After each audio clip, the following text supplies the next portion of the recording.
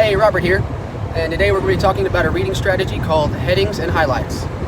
So it's a little self-explanatory in itself, but you can teach this to kindergartners, you can teach it to middle schoolers, high schoolers, and I know a lot of people like me that didn't learn this strategy when they were younger, and you can teach it to college kids, even adults.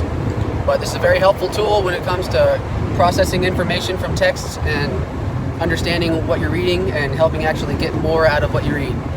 So to start with, we're going to be doing headings. You got to start with the beginning. So that's what it is, headings. So for a very simple title,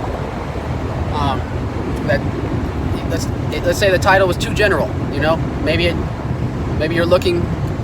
need to look for a specific point, a specific idea, specific theology, something in that text, but that heading doesn't link that to it. So let's say the heading just said C.F.I. That's what the heading said, and that was the title of the article. You might find some stuff like that. But I need to find the theology of Christ and who he is in this world today. Very, very complex. But so if you don't find that in the heading, obviously you wouldn't there. You go to that intro paragraph. So this is all about preparation. If you can prepare to read, if you can get yourself in a certain mindset, if you can get things prepared for yourself before you read, it's going to be a lot easier to actually understand what you read. I mean, think about it. Athletes, they stretch, they prepare before they play, they make sure that they've gotten drills so that whenever they actually do the act of playing, that things are smoother. They know what's going on. It's happened before. So that's kind of what part of this is. You need to figure out what you're reading. And for some of these older guys, you know, college, high school, things get a little more complex. Things get a little more hard to understand, and you have to find a lot more meticulous ideas in passages that are a lot more vague than you would believe. So do what you can to actually find a main idea or a main understanding of what you're reading and why you're reading it. So hopefully you get something that's very, very descriptive in the heading. So let's say you have the heading, the importance of making good decisions. Well, hell, it tells you right there. You're finding the importance of making good decisions and everything that goes into making a good decision. Bad decisions, internal factors, external factors. These are things I just thought up on the fly. So, I mean, if you can kind of get a main idea, a main point, or a generalization of what you're reading, it's going to help you later on in actually reading the article itself. So after you kind of either looked at the heading or looked at that intro paragraph, then and you've gotten a good understanding of what you got your feet planted, you know what you're doing, you know why you're reading it or what you're reading, then you're going to be looking through. So let's say let's just start with an easy example: the importance of making good decisions. Whenever I go through the actual reading itself, I'm going to be looking for things that tell me what a good decision is, what goes into making a good decision, and you have to get a little specific. So that's general right there. So I'd say, like, if I'm going to do the importance of making good decisions, if I'm going to read that, after I understand what it is, I'm going to be looking for the definition, first of all, of what a good decision is, and then probably the definition of a bad decision.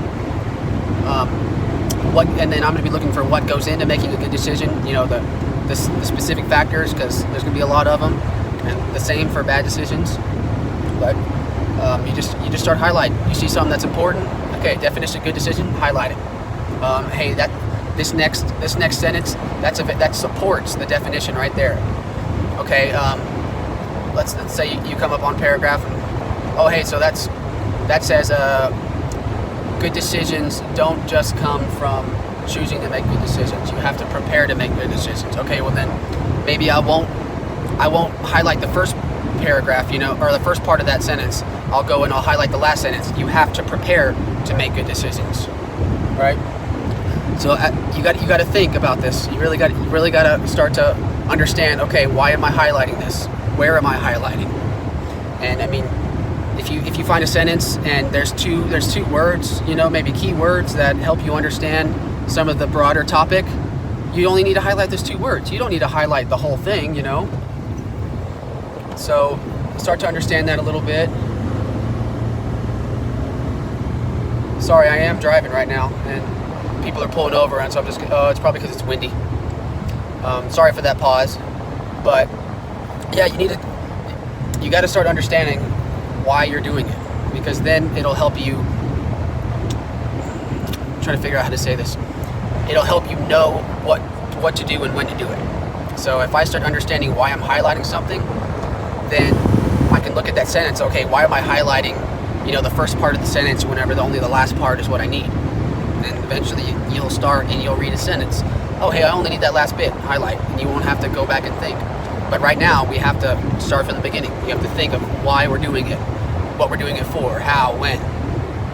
So, that's highlight. Why are we doing it? What we're doing? Hopefully, you understand that. Next thing I would want to do is after you just gotta kind of read the whole thing. You can, if you find the paragraph of what you need, then maybe. That's a good question.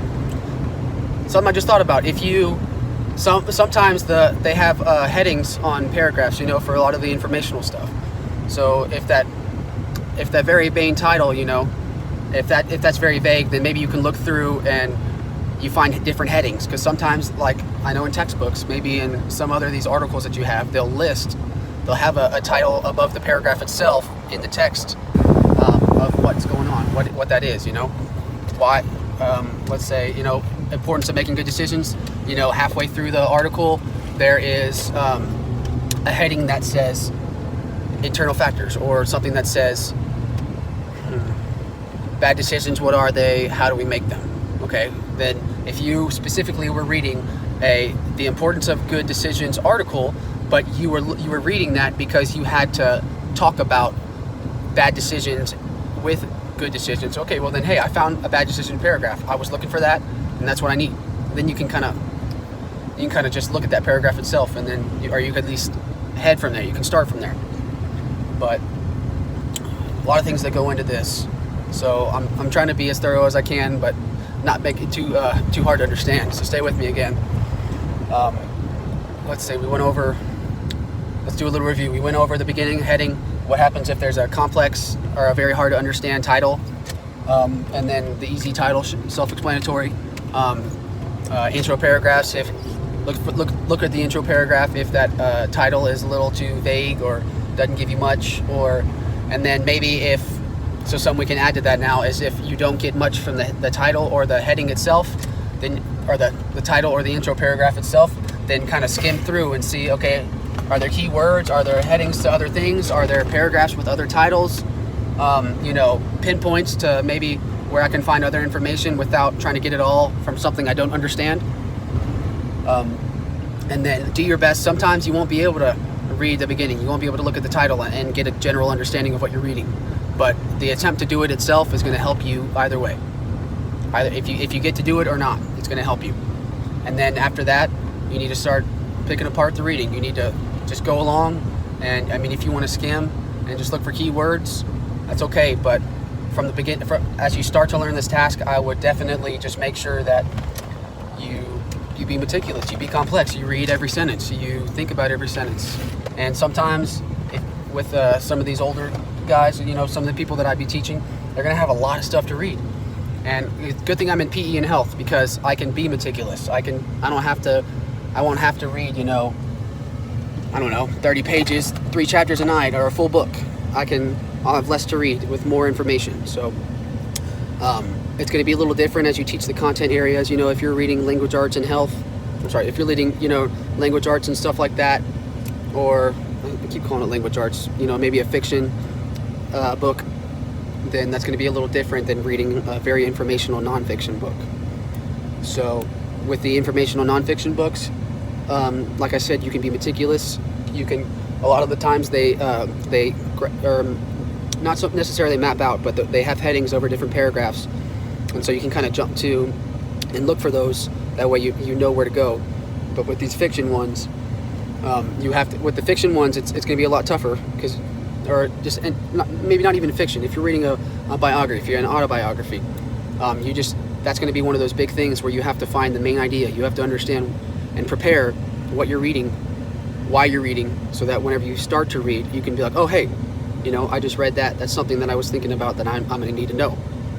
And start doing those things to become easier, but you got to start. And that's the hardest part, is to actually do it, because this isn't necessarily all that easy. I mean, if you want to be very vague, and you can do it, and it may not help you that much, but if you learn how to do it the hard way, it's going to become easier, and then it becomes a lot better for you. If you try to blow it off and you make it easy for yourself early, then it's not going to help you as much as it could. But like I said, it's going to be different through the content areas, so you got to understand that when you start reading. You got to kind of know, okay, this is a science article, so I'm going to be jumping through the different places and trying to figure out where I want to read, or I'm going to be skimming and trying to find keywords of the topic, because sometimes when you read those science articles, they have four different ideas, or four different, let's say you're talking about like chemicals or something, and you're trying to understand, okay, this formula works there, and it says it in the text, but at the beginning text, it explains what nitrogen is, what it is in the environment, but you're looking for how nitrogen affects with maybe, like, I don't know, phosphorus or something. So then, okay, well, I'm looking for nitrogen, I'm looking for phosphorus. It's a very scientific task there. Whenever you get into like fiction, let's say you're reading a Knights of the Realm, something of that nature, then if I'm looking for a main idea, then I'm going to be kind of going through, and I just got to have that idea in the back of my mind that I'm generalizing the main idea. I'm looking for these main points. Why is he doing this? What's the plot? Things. If you prepare at the beginning, it's gonna be a little tougher to prepare at the beginning because you're not used to it. I know, but if you prepare in the beginning, then reading itself, you won't have to keep going back. You won't have to go back and follow along. You're like, okay, I already read this. I'm okay. But most of the time, if you don't prepare to read, if you don't understand why you're reading, what you're reading for, what you're looking for, then you spend a lot of time going back and trying to understand. I know I struggle with that, and I don't want you to.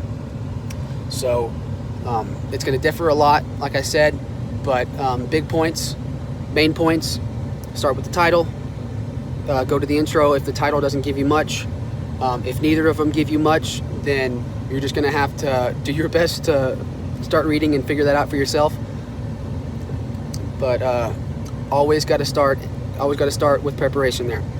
Understand what you're reading, why you're reading it, and then after you get that far, then make a plan for what you're reading. If I'm reading fiction, I know what I'm doing there. If I'm reading nonfiction, I'm doing over there. If I'm reading an autobiography, a lot of the times whenever you read, you don't just read to read. You have a purpose for your reading. A lot of the times the teacher's, okay, so hey, we're going to read this, and we're going to, at the end of this passage, we're going to talk about let's say if you're reading a language arts story, we're going to talk about the plot, or we're going to talk about the main theme, know what the theme is, and understand how you find it in the story, so that whenever you start actually reading, it's in the back of your head, and whenever you come upon it, it just clicks, or at least it's easier to understand. Sometimes it doesn't click, but, and then, when if you're reading science or like a lot more informational stuff, it's going to be a little more meticulous, and you have to get down to the brass tacks and look for specifics. So like I said, if you're reading a textbook article that talks about phosphorus, and you're not looking for the history of phosphorus, you're looking for how phosphorus interacts with nitrogen, then you need to be looking for those keywords. You need to be picking that apart. But along with that, figuring out the sentences, looking at the sentences and understanding, okay, I don't need this, I only need this. You don't have to highlight 4 sentences if you only need 1 sentence, or you only need 3 words out of a sentence. Highlight what you need. And this is very personal. And whenever you get personalized in a lot of these, you take pride in what you learn and what you understand.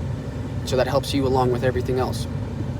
With all of this, you've got to make sure that you look over your highlights when you're done. Even if it's just for a glance. Even if you just go through it once, or even you just check a couple. You got to look and see what you highlighted. And then it's always good policy to look at what you didn't highlight.